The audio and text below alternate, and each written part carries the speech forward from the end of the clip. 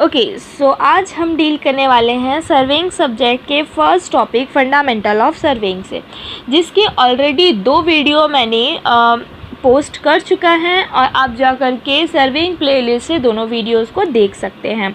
आज हम डील करने वाले हैं कंटेंट्स के principle of surveying, scale of a map, errors due to wrong measurement scale and problems on correction. So let's start. Principle of surveying. We have 2 principle of surveying. First one is work from whole to part and second one is locate a point by at least 2 measurements. According to first principle हमारे पास एक बड़ा सा area होता है, उस area को हम छोटे छोटे ट्रायंगल्स में कन्वर्ट करते हैं और उस छोटे छोटे ट्रायंगल्स में सर्वे वर्क करते हैं, उसके एरर फाइंड आउट करते हैं और उसे दूसरे एरिया या दूसरे पार्ट ऑफ ट्रायंगल्स में जाने से रोकते हैं।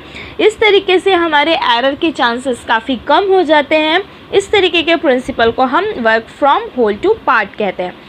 To localize the error and prevent their accumulation, if work part to whole errors accumulate and expand to greater magnitude. If in case हम ये काम उल्टा करें, मतलब छोटे पार्ट में पहले वर्क करें, फिर उससे बड़े पार्ट में वर्क करें, देन उससे बड़े पार्ट, मतलब हम पार्ट से होल में कन्वर्ट करेंगे तो हमें काफ़ी एरर्स मिलेंगे और वो काफ़ी एक्सपांड टू ग्रेटर मैग्नीट्यूड होंगे।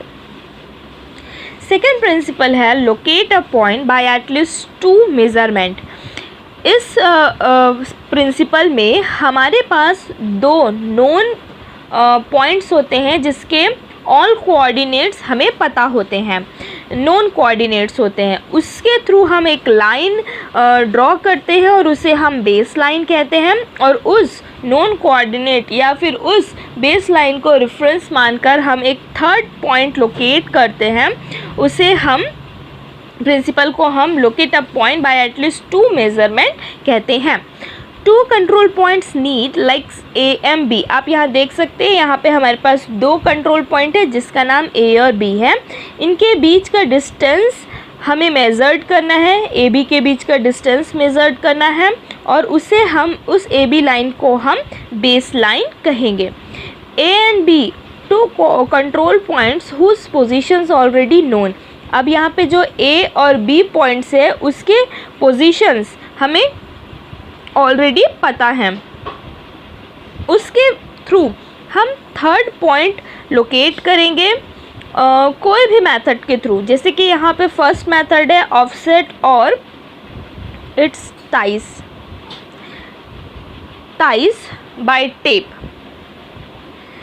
तो इस मेथड में हम टेप या टाइज का यूज़ करके ए बी के रेफरेंस में ये सी पॉइंट को यहाँ लोकेट करते हैं। सेम है सेकेंड है ऑफसेट।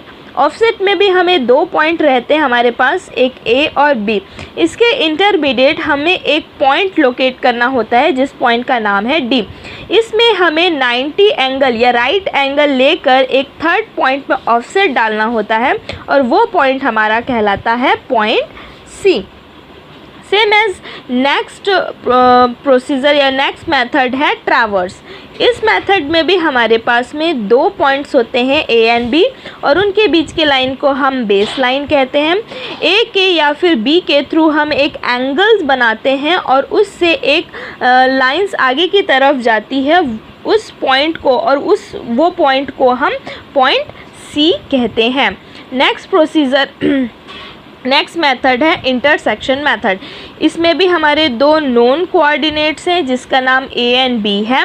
ए के थ्रू हमने एक एंगल यूज़ किया और एक लाइन कंस्ट्रक्ट किया, बी के थ्रू भी हमने एक एंगल कंस्ट्रक्ट किया और उससे एक लाइन कंस्ट्रक्ट किया और दोनों लाइंस कोई ना कोई एंगल से जाते हुए एक दूसरे को किसी ना किसी पॉइंट पे बाइसेक्ट करती है या इंटरसेक्ट करती है। उस पॉइंट को हम पॉइंट सी कहते हैं और इस मेथड को हम इंटरसेक्शन मेथड कहते हैं। नेक्स्ट टॉपिक है scale of a map.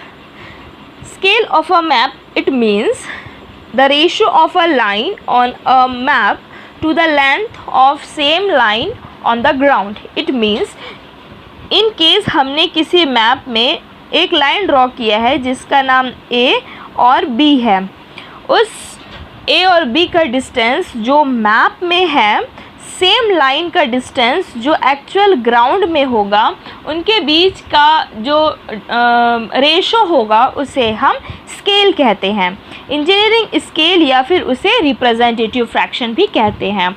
N example, engineering scale के थ्रू हमने ड्रॉ किया है 1 centimetre is equals to 40 metre. मतलब ग्राउंड में जो लेंथ 40 मीटर की है वो मैप में आने के बाद उसे हमने 1 centimetre as a 1 centimetre draw किया है। तो इस हिसाब से हमारा रिप्रेजेंटेटिव फ्रैक्शन क्या होगा? It is the ratio. तो हमें पता है कि 1 डिवाइडेड बाय, और हमें ये पता है कि 1 metre is equals to 100 centimetre. तो इस हिसाब से 40 मीटर क्या कन्वर्ट हो जाएगा? 4000। इसके रेशो को हम कहते हैं स्केल या फिर रिप्रेजेंटेटिव फ्रैक्शन।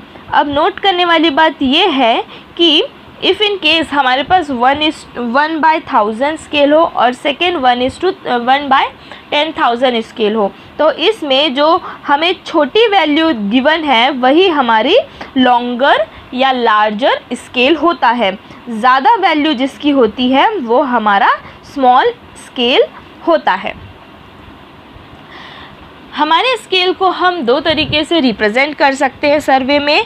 पहला था न्यूमेरिकल, जिसके लिए हमने अभी डील किए इंजीनियरिंग या फिर रिप्रेजेंटेटिव फ्रैक्शन के थ्रू, उसे हम न्यूमेरिकल रिप्रेजेंटेशन कहते हैं। सेकंड रिप्रेजेंटेशन होता है स्केल का ग्राफिकली। इसमें हम ग्राफिकली स्केल को रिप्रेजेंट करते हैं like this. Scale are represent by graph. ये आप डायग्राम देख सकते हैं। 0 और 10 के बीच में 5 फ्रैक्शन है, 1 2 3 4 5। तो ये रिप्रेजेंट कर रहा है scale 1 centimetre is equals to 5 metre.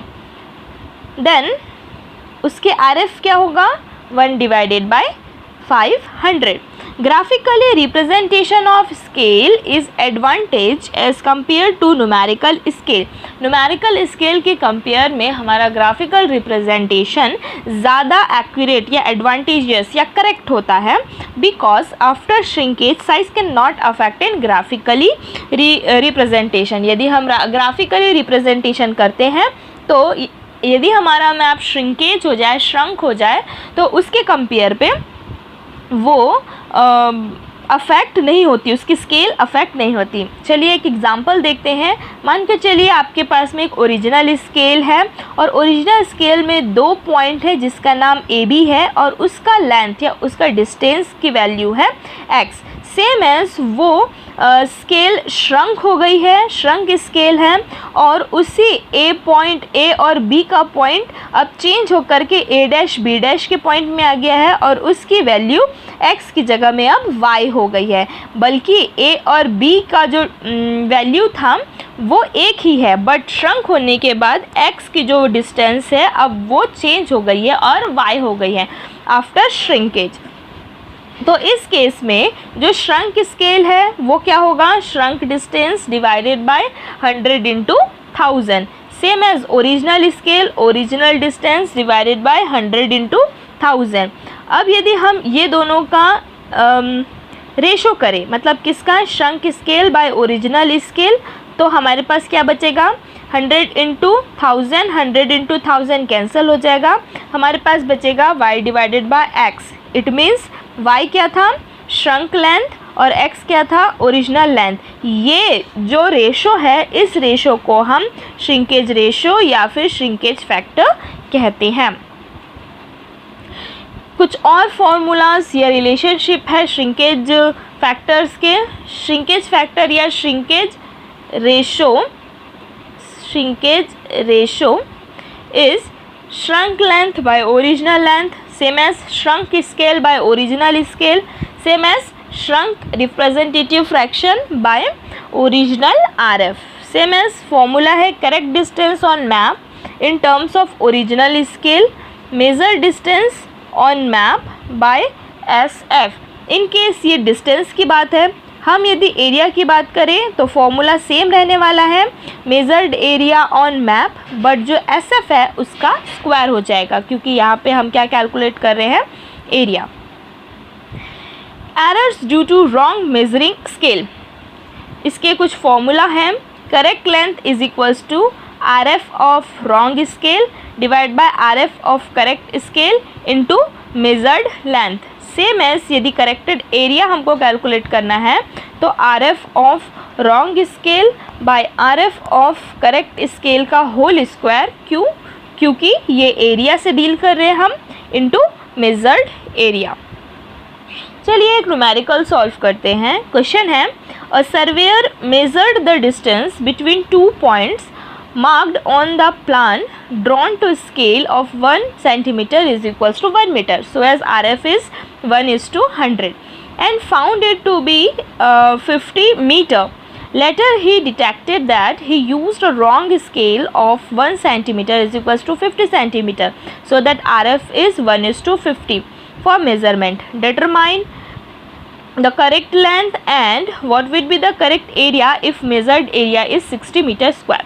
Question में ये कह रहा है कि हमारे पास में 2 पॉइंट है जिसका नाम AB है, हमने अज्यूम करे उसका नाम AB है, और जब उससे मेज़र किया गया ओरिजिनल स्केल के थ्रू, जो ओरिजिनल स्केल थी वो थी उसका RF था 1:100 का, मतलब 1 centimetre is equals to 1 metre उसकी स्केल थी। जब उनने उस वक्त उसे मेज़र किया तो इसकी वैल्यू थी 50 मीटर की।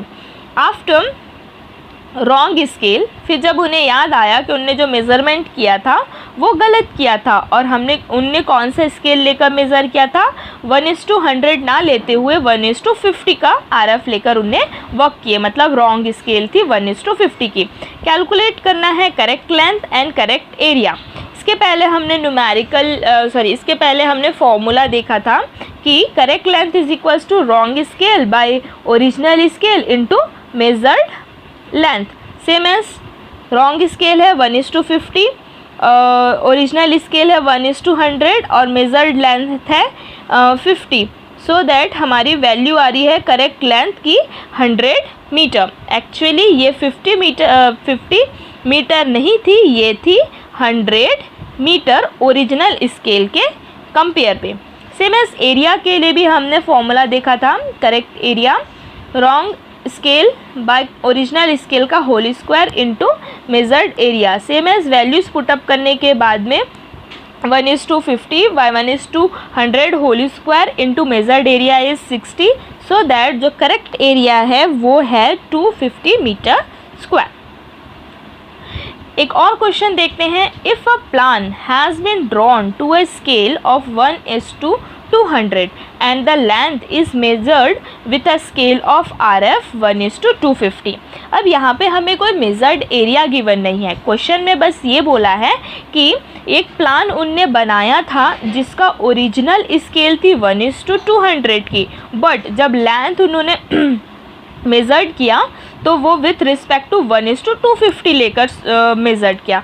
तो इसमें आप देख सकते हैं एक्चुअल या ओरिजिनल स्केल था 1:200 का और रॉन्ग स्केल है 1:250 का। तो हमें करेक्ट लेंथ निकालना है। अभी यहाँ पे मेजर्ड लेंथ के बारे में तो कुछ कहा नहीं, क्योंकि फॉर्मूला क्या कहता है कि correct length is equals to wrong by original scale into measured length. अब मेजर्ड लेंथ की यहाँ बात नहीं हुई है तो हम यूनिट लेंथ लेकर चलते हैं, मतलब यूनिट मेज़रमेंट लेकर के चलते हैं ग्राउंड की। जैसे कि यहाँ पे आप देख सकते हैं मेजरिंग के टाइम पे 1 सेंटीमीटर इज इक्वल्स टू 250